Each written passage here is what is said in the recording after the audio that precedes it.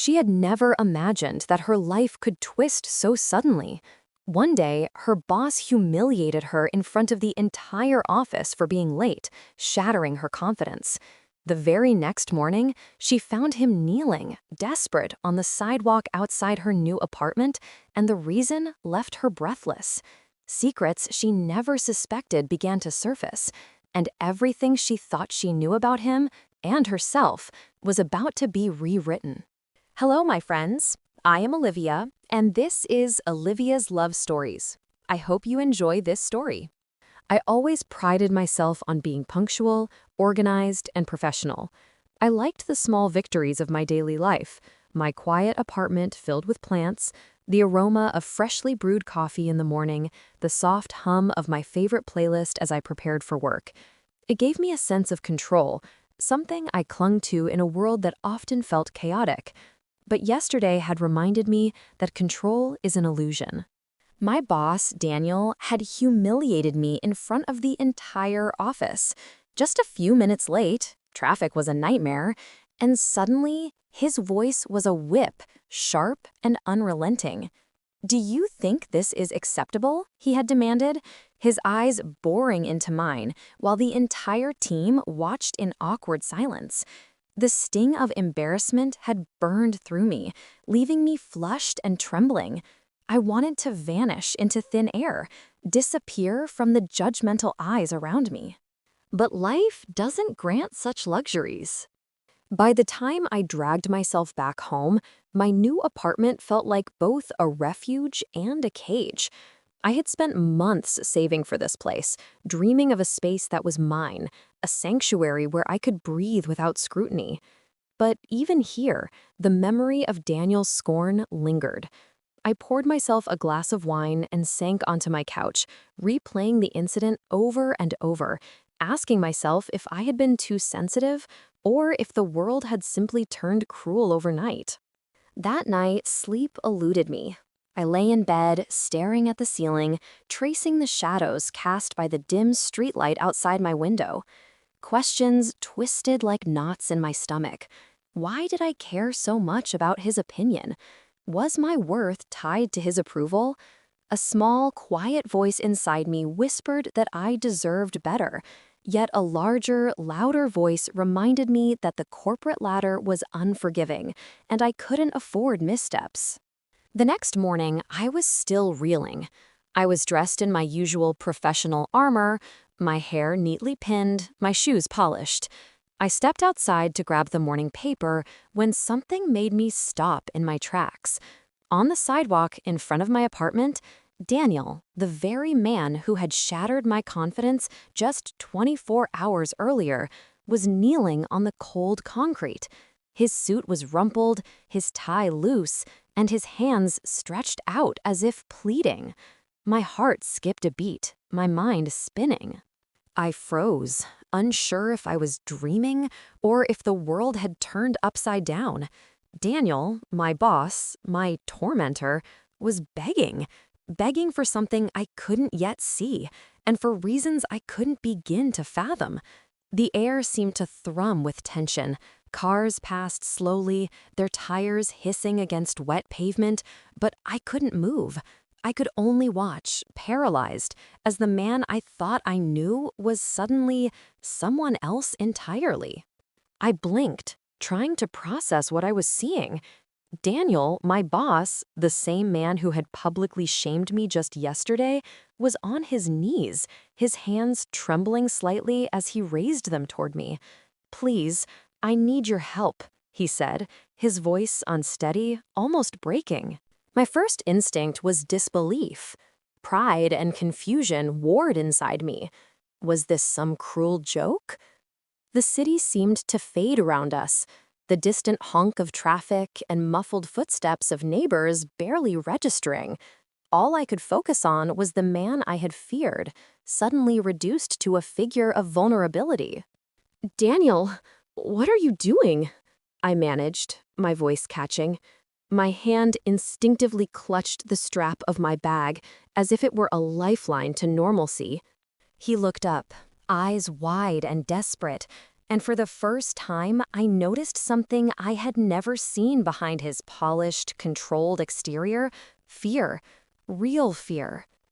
I don't know where else to go. Please, he whispered. I made a mistake, a huge one. I lost everything. The words barely registered at first. Lost everything? Daniel? The man who demanded perfection and discipline, the one who always had an answer, was standing before me broken? My mind raced, trying to fill in the gaps. What had happened that could strip someone like him of everything? I took a hesitant step forward, my instincts conflicted. Part of me wanted to shut the door and pretend I hadn't seen this.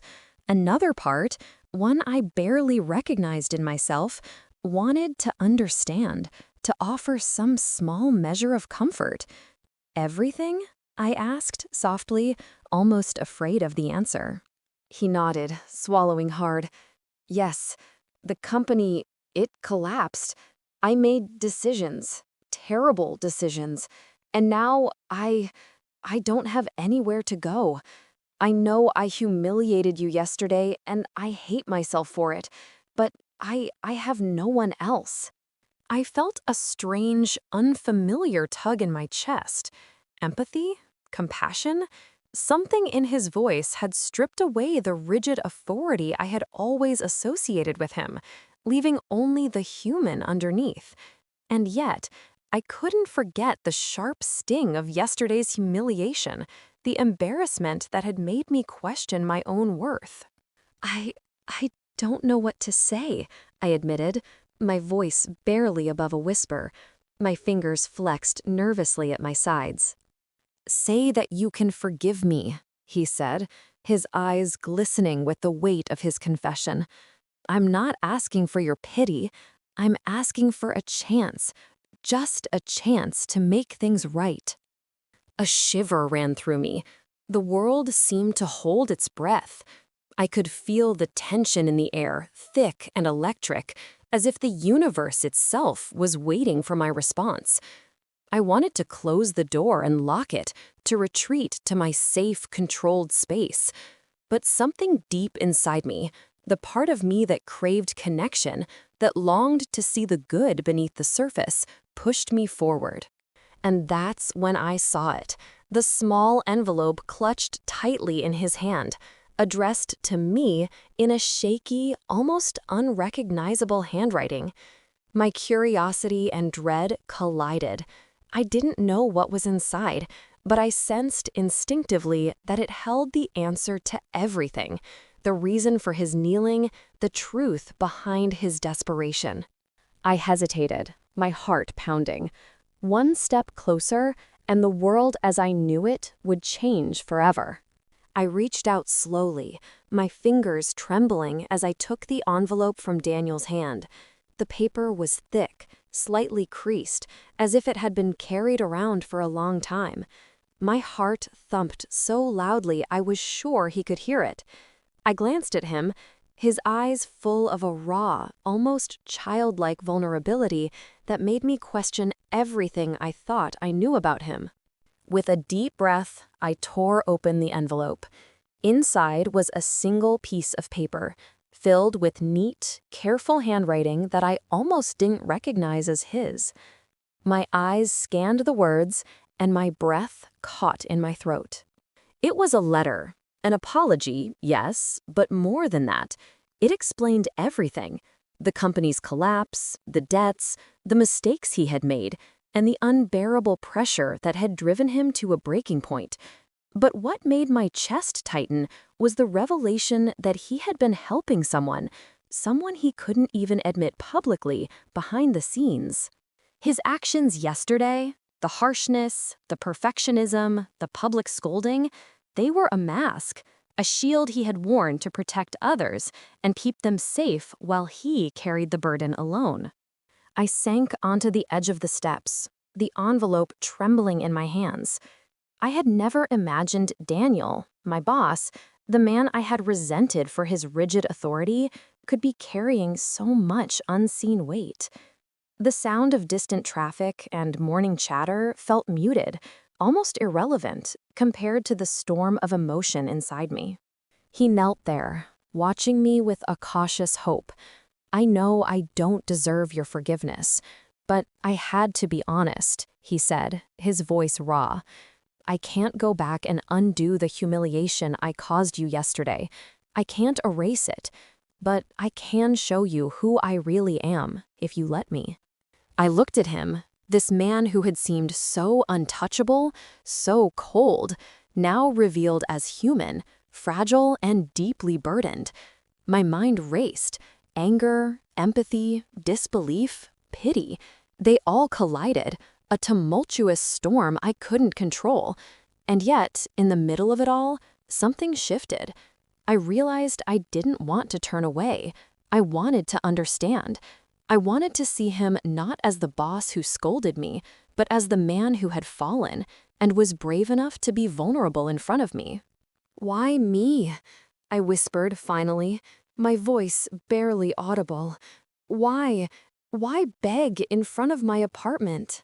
He swallowed, his throat tight, eyes glistening. "Because I knew you'd see the real me. I knew you wouldn't judge me the way I judged myself. And because I trust you, Olivia. I trust you more than anyone else." The words struck me like lightning. Trust. Not command, not authority. Trust. My chest tightened as I realized how rare it was for someone like him, someone so accustomed to control, to place that much faith in another person. And suddenly, the embarrassment of yesterday, the humiliation, it all seemed smaller, insignificant compared to this moment of raw honesty. I looked up at him, the city waking around us, the soft rustle of leaves and distant footsteps forming a fragile symphony. My mind raced with questions, doubts, and what-ifs. But one thought rang louder than any other. Nothing would ever be the same. Not for him, not for me. And then, as if sensing my hesitation, he whispered, almost breaking, "Please, let me in. Just for today. Let me try to make this right." I stared at him, my heart caught between caution and the undeniable pull of empathy, as the morning sun cast long shadows across the sidewalk.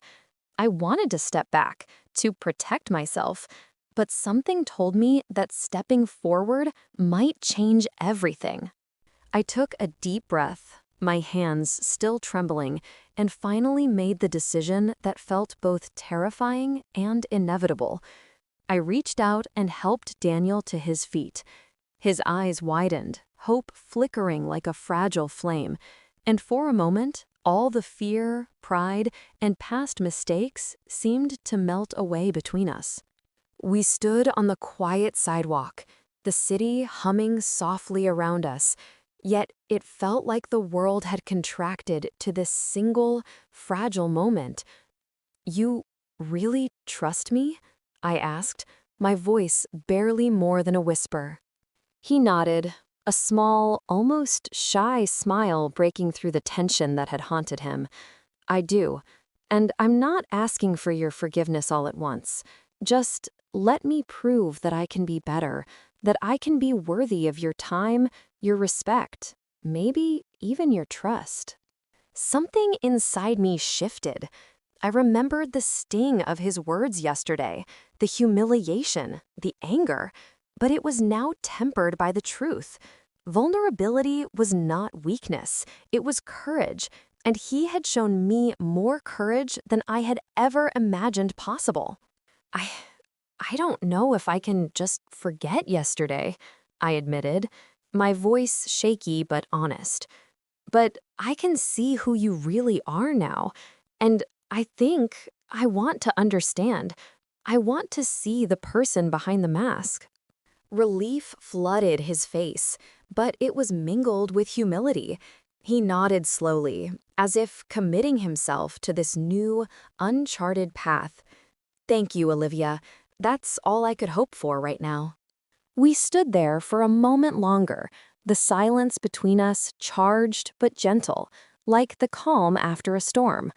The morning sunlight filtered through the leaves, warming our faces, and I realized that life had a strange way of humbling us, of teaching us empathy through unexpected circumstances. Then he hesitated, glancing toward my apartment door. I I don't have anywhere else to go today. Would it be too much if I stayed for a while? Just until I figure things out. I studied him carefully. My mind screamed caution, warning me of potential heartbreak or betrayal. But my heart, the part of me that had been quietly yearning for connection, whispered yes. Slowly, I nodded. Okay, but only because I want to help. That's it. A small, genuine smile broke across his face, lighting up features I had never truly seen before. That's more than enough, he said softly. As we walked toward my apartment, side by side, the weight of yesterday's humiliation seemed like a distant shadow, replaced by the fragile hope of something new.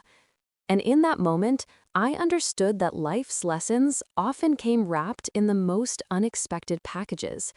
The man who had once humiliated me had become the person I couldn't ignore, the person whose secret vulnerability had shattered all my preconceptions, and maybe, just maybe, led me to the beginning of something extraordinary. The door closed behind us, the city continuing its rush outside, but inside there was a quiet peace. A trust had been forged, fragile yet undeniable, and I realized that sometimes the most profound transformations happen not when we demand perfection from others, but when we allow ourselves to see their humanity, even when it comes wrapped in shame, fear, and desperation.